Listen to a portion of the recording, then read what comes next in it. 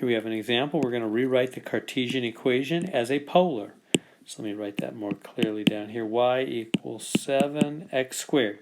So how do we change something from rectangular to polar? They want us to go to polar. Say they have r alone here. This is r of theta, which means r is a function of theta. It really just means get r alone. So how do we do that? Let me go to the notes. There they are. So here's the notes I provided for you at the top of Module 5 in the Canvas Course shell.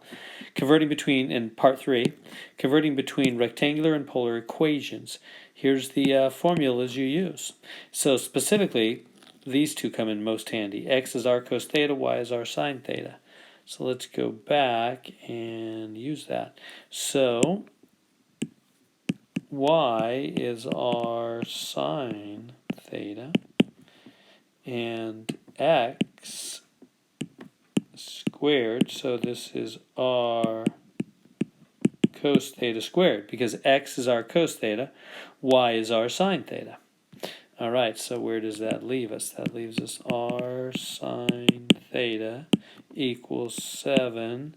Then you're going to square the r and square the cosine. So r squared cosine squared, right? We squared everything in the parentheses there. So now what are we trying to do? Well, we're trying to solve for r. They want us to get r alone. That's what this means. R of theta. R as a function of theta. Get r alone. That's like saying find, whoops, didn't do that very well. That's like saying find f of x. Right? Don't let the parentheses bug you with the theta in there. Don't think that's something separate. I mean, it is, but it's nothing we have to solve for. It's like saying find f of x. You're just trying to find f. We're just trying to find r, get r alone. So how do we get r alone? Notice we have r squared here and regular r there.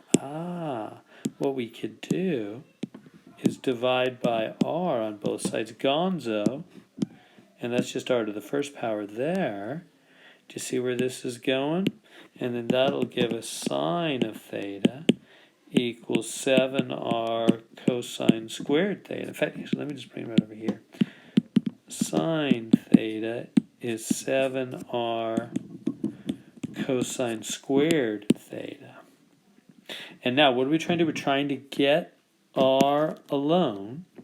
So now, to get r alone, divide by 7, and cosine squared, divide by 7, and cosine squared theta. Boom, boom, boom, boom.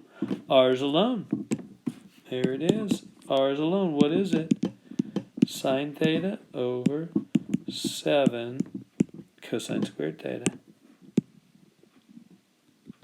We got r alone. And that's our answer to the question. We got r alone as, notice, a function of theta, right? R is a function of theta, meaning theta could be plugged into it. That's what they mean by r of theta. They want sine theta over 7 cosine squared theta. There it is.